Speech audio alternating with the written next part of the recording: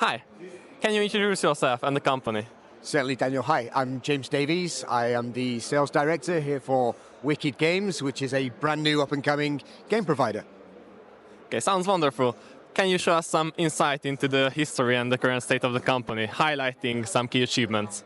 That is a very good question. Now, as you're going to see here today, Wicked Games is in a brand new format. Wicked Games has been around for quite a while, roughly around 10 years, but it was always sat in the background building games for other companies. But more recently, the company was purchased by a group of heavyweight investors and people from the industry, and we've just had a massive rebranding, as you can see here as well. And yeah, we're going to hit the ground running with some very unique styles of games. Sounds wonderful and interesting. So, how are you striving to bring a unique experience to gaming?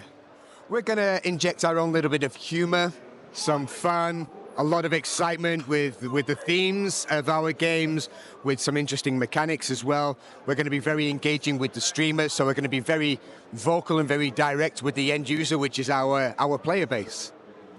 Okay, I'm interested in the humor part. Everyone loves a good laugh, I guess. And part with the streamers sounds good as well. So, can you tell us about the portfolio of games you have to offer?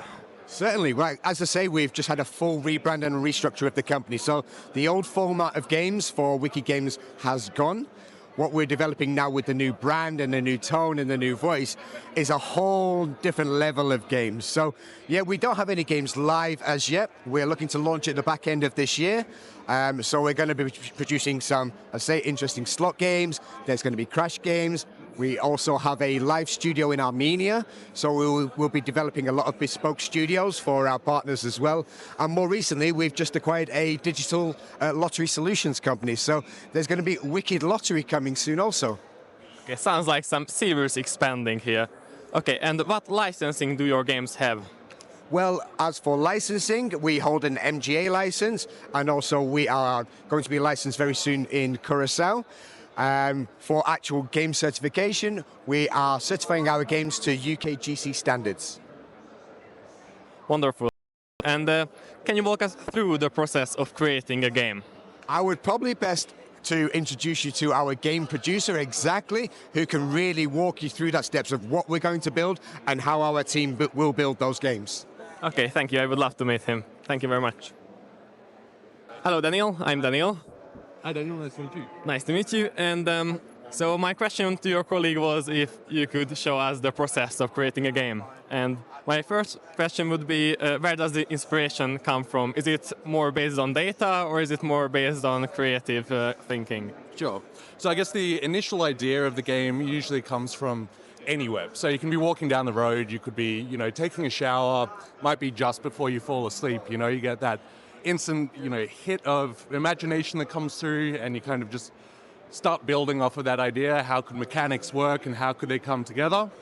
But a lot of that also works hand in hand with the commercial side of things. So we'll often discuss with our marketing team or the sales team where we have gaps in the market, where things need to be filled.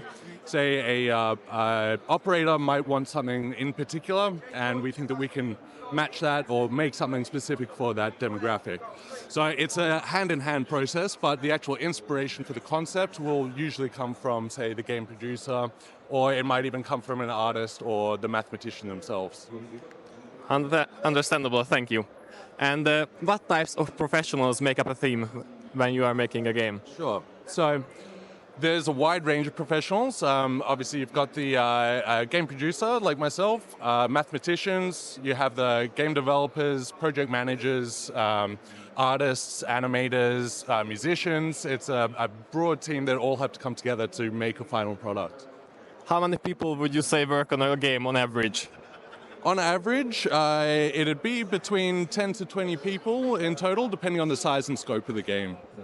Okay, thank you. And what are the main phases of a project when you are making a new game? So we will start off with a pre-production process where we're going through the concepting, coming up with the idea, working out the mathematics, the math profile, how we want everything to fit together, and how we want everything to look. And then once we've got that, we start going into development. The development will work kind of in parallel with the pre-production.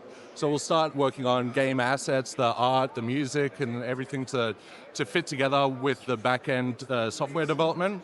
The software development, once they've started, they get the game engine, which is all the back-end stuff. And then once we have all the artwork done, that comes together with the front-end team, and they start putting all the bits and pieces together to make the final game. After that, we have our all of our marketing and sales that go on. So we've got our finished product, and we need to start sending it out there for sales and getting it out into the market. I see, thank you. And which phase would you say takes the longest? The longest? The actual development side of it does tend to take the longest because there's a lot of finessing. You start off with an idea in your head, and then you can only see that picture in your head. Once you start putting everything together, things might not work exactly how you expected it to. So there's a lot of little finessing, little tweaks that need to be done to get that perfect game done. I see, thank you. And in your view, what makes a game impossible to put down? So I'd say that that's the question that every game producer is trying to answer. Really, it comes down to getting the artwork and the front end looking really nice, playing really smoothly so that it draws the player in. Once they're there, it's the math profile that holds them there. So the math needs to be really fun and efficient so that people are not just coming in and just losing all their money. It has to be fun. People need to be making some money back out of it, and that's what kind of drives that stickiness. The art and animation will also enhance that when you've got big win celebrations, and it really creates a sense of emotion when the player gets that those highs and those lows as well. Okay, thank you. And what are the most crucial aspects of a game? Is it graphics or the mathematics behind it, or what do you say is the most crucial? Yeah, there's no one thing that is the most crucial. Everything has to be thought of as individual components that work together as a whole. So there's no one aspect that it can ever be considered, the most absolutely important part of it. You have the mechanics, which is the actual framework of the game, the mathematics, the dynamics, how that the player interacts with the game, and then the aesthetics, which is the visuals, the nice presentation of the artwork. Everything works together, and that is what creates the game. Okay, thank you. And what would you say? How much luck is a thing when it comes to a game being successful? Luck is a huge part of it. You might come up with something that you think is the best game in the world, and it gets out there and falls a little bit flat. Might be overcomplicated, might be too much going on in the game, and then you might do something that's very simple that you think, we'll put it out there, we'll see how it works, and that might be the best, most successful game that is ever out there. It's very difficult to predict, and so it does come down a little bit to a numbers game and just practice, process, working over and over again, so that eventually you find that secret sauce, and that's when you find out what's. I see. Thank you very much. Would you mind showing us a demo game of yours? So this game is Transformers. Basically, what we have with Transformers, it's a very early access product. So we've only had about a month to put this together. This has all been done for the show and coming out of the Olympic ceremonies. Basically, what you have here is a Waze game with cascades. You have a progressive multiplier that is increased by a special wild symbol. Every time you get a cascade, a wild will also be dropping into the symbols. You'll see eventually we'll get a wild with a multiplier appearing on it, and that multiplier increases the progressive multiplier by a certain number of levels. Each level is double of what the previous multiplier was. So there's huge potential to get some massive wins as you build up the game through the wilds and the progressive multiplier. We have a bonus buy feature as well. I'll show you that. So that's that multiplier getting boosted. It's the 3 or more scatters to trigger the bonus, but we'll go through the bonus buy here. So we've got 5 of a kind scatters there. So we'll award us 12 transcending free games. And within the free games, the multiplier doesn't reset between the cascades. So this is a very early stage. We'll be coming out with it in January of next year. So a lot more work still to be done, but this is our very early prototype, our first stable build. We wanted to show it off at the show here at Sigma, get people familiar with the direction that we're heading in. We'll be doing a full revamp of our UI, making everything a lot more concise, easier to understand, and put a bit more storytelling and presentation into the whole game. But we think it's going to be a really fun game for players to play. Something a little bit cheeky and something with a little bit more of that, wicked stance that we're taking. Yes, you have definitely explained some interesting game mechanics there, and well, from what I've heard of your colleague, the humor part is absolutely present here, so it's a really fun little game here.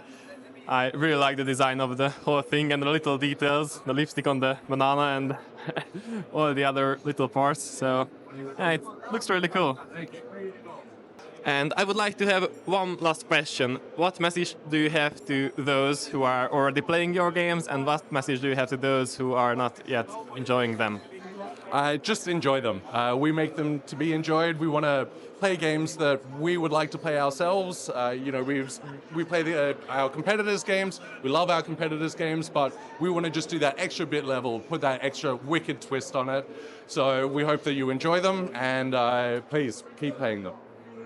Thank you very much for the interview. Thank you. Okay, so with your colleagues, we have talked about the slot game part of the Wicked Games, and now I would like to ask you about what else do you have to offer. Yeah, sure. So, hi, I'm Carl, head of brand. This is Danny, he's in charge of the Lotto side. We also have other verticals here that we're talking about. We have digital lottery, which is one of our major new verticals, an acquisition coming in later this year. So what is digital lottery? It's basically you can have a full-blown lottery experience for a fraction of the cost, if I have to explain it in a few words. You can have something as simple, fully branded, as simple as a simple RNG, down to a fully branded live presentation lottery experience, fully branded, as I said. There's also other serious cost-cutting mechanisms that are there, such as scalability into new markets. It is used as an acquisition tool. That means you can pool into pools of players who would not be able to get into as a slot studio due to gambling restrictions. However, you can easily cross over these players into the sphere of the company under one tool. There's also other things such as insurance, which Danny can touch on, which opens up the pool. Sure. Thanks, Carl. So, yeah, as you can see, as Carl mentioned there, we have a wide range of new lottery products that are super realistic but digitally created and running on an RNG. We have jackpot insurance available. You can offer such products now in emerging markets that were impossible to get insurance for any sort of jackpots.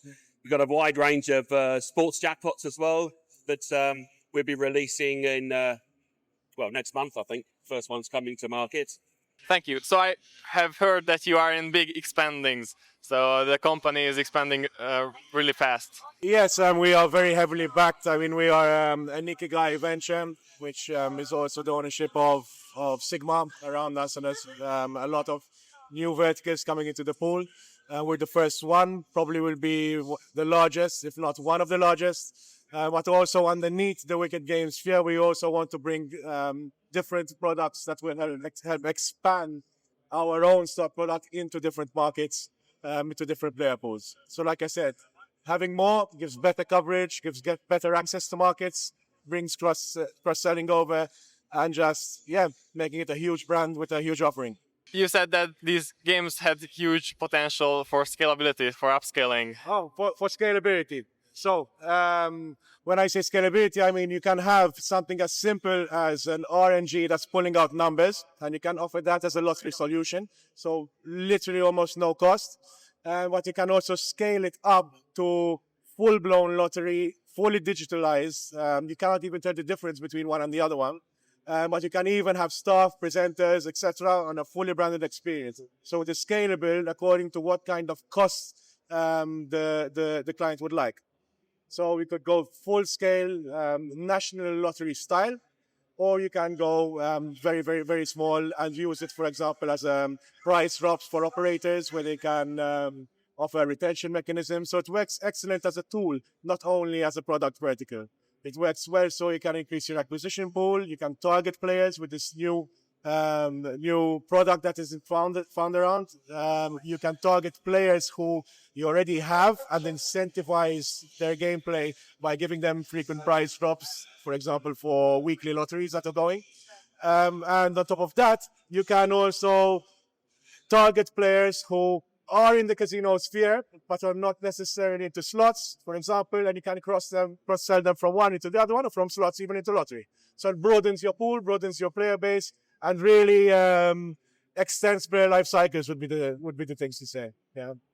One last question is: what would you say to your players who already have tried your games? Well, there wouldn't be currently many because we're a new brand, and our new products will be launched around December. We have a production rate of by end of next year of about 54 games per year. The studio, as we said, is a recent acquisition of Ikigai, which is Sigma founded. Very strong backing. You can expect games on the level of top tier 10 premium games, which would challenge, well, I wouldn't say challenge, but would be the side, for example, like No Limit City that people are used to. We also have about 2 games a month, which are mid-range terms, which are your favorites, such as Pragmatic Style. And then we also have what people like to call taxi driver games, which are your EGT, IGT, kind of very easy mechanics, very easy to play, very fast, and very adept to perhaps countries that do not have very strong internet connections, so fast loading times, etc.